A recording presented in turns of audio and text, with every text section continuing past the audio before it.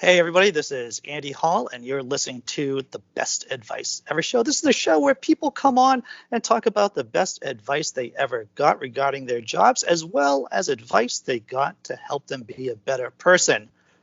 We have a guest today, as we always do. It's Katherine Paulson. She is a writer.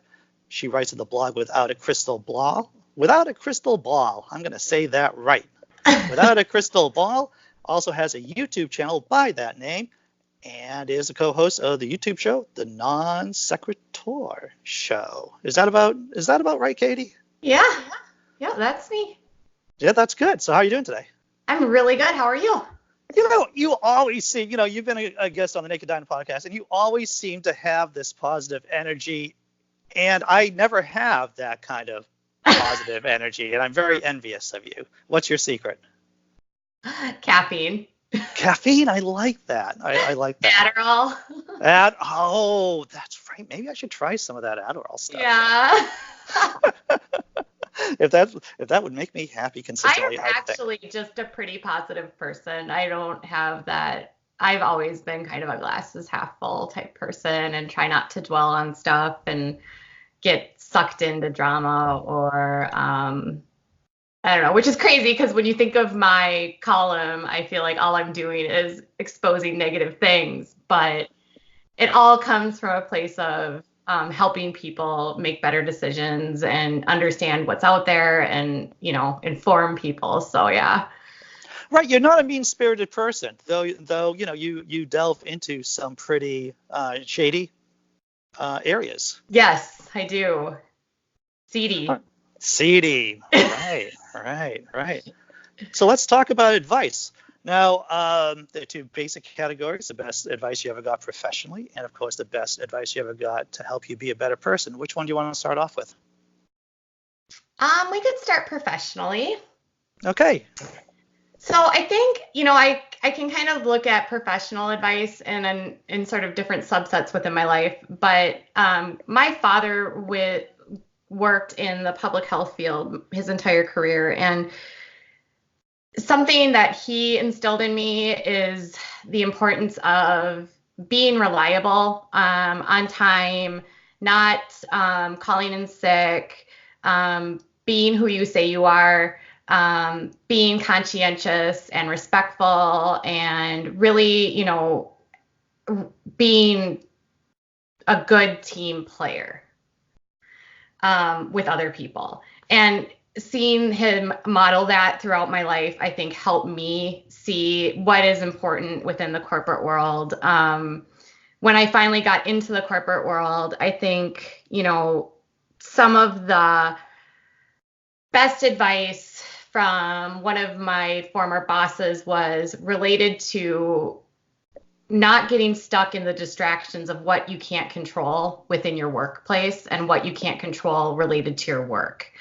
And so only focusing and worrying about the things that you can control, worrying on the things that you can do to make your process better or to make your performance better, and not focusing on the outside distractions that might negatively impact your performance. Have you noted people when you were in the corporate environment who wanted to control everything? Yes. And then that gets into when you start nitpicking about all the different things that are kind of outside your control, it makes the experience really toxic, because instead of focusing on what you can do to have a better day or to make the experience better for, say, the customer or whatever it is that you're doing, or the process better, you're focusing on the negative things that aren't working for you. And I think with anything in life, when you put your energy into the negative, it's going to impact everything. Right. Have you ever had a boss who wanted to control everything? Yes. Yeah, I can see that on your face. Yes. Oh my gosh, yes. I had a boss for many years when I worked at a company in higher education that was a micromanager. And we got into a lot of disagreements about, the process, about what I was doing. It got to a point, And then the company itself became very micromanaged, where everything I did became like, you have to say this, you got to do this, you got to do that, you got to do this, you got to do that, where everything felt like I was like put into a box, and I had to just spit out their scripts to people and follow their, guidelines for all of their processes, that there was no creativity left in the job. And I have always enjoyed sales for so many years, because there is such a creative aspect within sales, understanding personal dynamics, understanding emotional motivations, and why people want to do what they do, and how you can help people find solutions. And when all of that was kind of taken away from me, I lost my desire to do that job anymore. So, I realized quickly that another piece of advice I received from someone was, if life is too short to stay stuck in a position where you feel like you're suffocating or dying, or your soul is being drained from what you're doing, and no amount of money is worth staying in a position that makes you unhappy. Who gave you that advice? Do you remember? My dad. Your dad, huh? Yeah. You're very lucky to have your dad, it sounds like. Mm-hmm. Yeah. And my husband too. I mean, I think my husband's been very supportive about that. And I left my job 2.5 years ago, and I left a very large paycheck. And it was a hard decision to make, but I felt like I was dying. Like, I felt like my soul was you're so beat down, and you don't want to get up and go to work, and you hate what you're doing. And even though you're making really good money, you feel like a part of you is just lost, and that the money you're making is at the sacrifice of your happiness. What strikes me as odd, and I know some people who are in sales, the most impressive weapon those people have in terms of getting jobs done is who they are, their own creativity, being in the moment, talking to customers. Yep. And the company wanted just to squash that down? Yeah. How did it affect their bottom line? Well, part of it was related to regulations that were imposed on the industry, because I worked at a for-profit school, which is in and of itself horrible. I look back at that time and I'm like, why did I do this for so many years? This is such a predatory industry. I put people into massive amounts of debt. I felt really guilty for a long, long time about what it was that they were doing. I would bring up my concerns. It would fall on deaf ears. And it got to a point where, from an ethical standpoint, I just couldn't do it anymore. And even though the Obama administration was tightening up regulations and helping to try to soften the impact of what these companies were doing to the massive flux of student loan debt, it just it wasn't enough for me. I just couldn't do it anymore. And with all of those regulations, they took away all that creativity. But even with those regulations, we could have still had creativity, but we didn't. And then but then even when you're talking about the creativity from an ethical standpoint, if you, from an ethical point of view, can't do something, if you feel like you're doing something that is morally wrong or ethically wrong, it doesn't really matter at that point. At least for me. Yeah. Ethics is a very big driver for me in every aspect of my life. And that comes from my father and my mother very much. Just being an ethically good person and doing the right thing and not stealing. Not stealing. Yeah. And you're doing good. I mean, you must feel like you're clean now. Yes, I do. It's like the dirt underneath your skin clean. Yes.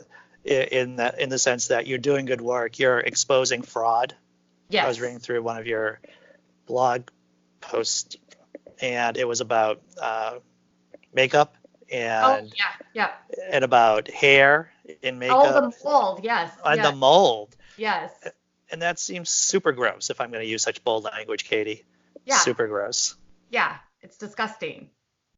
And it's funny, because if you've it's been almost a year now that I've been at Patheos, and I feel like my blog doesn't, I don't know what the personality is of my blog. I feel like a lot of it is exposing scams, exposing, shady businesses, exposing pseudoscience. And, but I always think of my blog as kind of like a place where I'm just going to give you straight talk based on the facts that I find on trending topics. And I care about so many different areas, and a lot of I'm kind of obsessed with just the health and wellness world in general. And I kind of fell down the rabbit hole, so to speak, of the cosmetics world. And I was like, holy crap, there is so much misinformation in this world. People are being duped. People are being scammed. People are being like influenced by these humongous people on YouTube to buy products that aren't necessarily tested, that are old, they're moldy, they're sold at a humongous markup because of the person being who they are, rather than the company actually having a quality product, which to me just feels gross. I mean, why would you sell something for more money just because you can? Yeah. And some of these YouTube influencers have millions of followers. Yeah, millions. I mean, we're talking the person that with the moldy one has 5.9 million subscribers. There's another one where I was exposing some vitamins that they were selling that are complete crap. She has 10 million subscribers. It's like these are people, and then like Kylie Jenner, for instance, with her crappy makeup line, she has 137 million subscriber or YouTube or Instagram followers. And these wait, throw that number back at me again. 137 million. Insane. Yeah, it's nuts. And they're using this, like, their platforms to push vitamins and woo and peddling just unnecessary things. And when you start digging into this whole world, you realize that everything that these people are doing is around money. And even the reviews they're doing are sponsored or paid for by the companies that are they're having the reviews done. So consumers are not getting real, accurate, non-biased reviews. Kids, for the most part, are the ones that are buying into this and influenced by it, and so it's such a messy world. I mean, on the one hand, yes, if you're on YouTube and you're putting yourself out there, you're not there for free. But at the same time, at what point do you ethically say to yourself, I'm promoting this to 16-year-olds? Yeah. And is $20 million worth more to me than harming kids? Yeah, especially if you already have $20 million in the bank. Right, exactly. It's absurd and toxic and toxically absurd. That being said, what about personal advice? You have a gem of personal advice that helped you be a better person outside of your professional life? I had a therapist Sure. tell me that I think one of the most powerful things for me is, as a person that has ADHD, it's always been very difficult for me to not worry about what people think of me and to not feel like what I'm doing or what I'm saying is upsetting me. But at the same time, I know that my straightforward mouth, and that's a product of my ADHD, is why so many people connect to what I write about and what I say on YouTube and all of that stuff. So it's a gift and it's a curse sometimes. And I think that a therapist once said that, like, I can't worry about what other people think. Not everyone's going to like me. And if I can let go of the fact that I don't have to have other people's approval all the time, I'll be a happier person. And I think when I finally realized that was like when I was 38 years old, the most freeing moment of my life, where I was like, oh, you mean I don't need people to like me? I don't need to seek approval from others. Other people's opinions of me don't matter. And I think when that happened, I was like, whatever, like, is what it is. And so now, and I mean, in this industry, even though that helps me with so many things when it comes to like other moms when dealing with my son, or just people within my neighborhood, or even just in work too, like getting negative feedback criticized from people watching your videos or reading your articles. And it's almost just like, okay, like, you don't have to read it. Nobody's telling you to read it. Yeah. If you're really bothered that much, don't read it. For every 10 people that say they think I'm funny, Yeah. there's always going to be 2 or 3 people who say you're not funny, Andy Hall. Yeah. And you can't please everybody. Right. No matter what room you're working, whether you're on the internet or telling jokes in a bar, you're never going to get 100% of the people behind you. Right. And I kind of feel like in this industry, it's almost like if you're pissing people off, you're kind of doing the right thing, because when people are pissed, they talk. You're right about that. You have the worst thing is to have silence. Yes. Is to scream into the internet or talk into the crowd and have no reaction whatsoever. Right.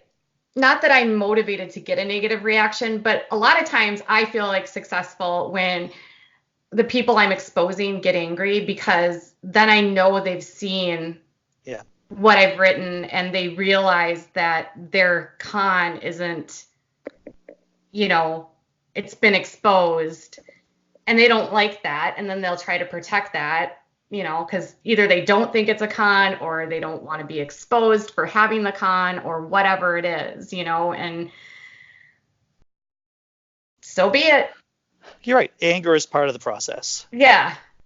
Anger is part of the process, and you're doing your job right when you're making some people angry.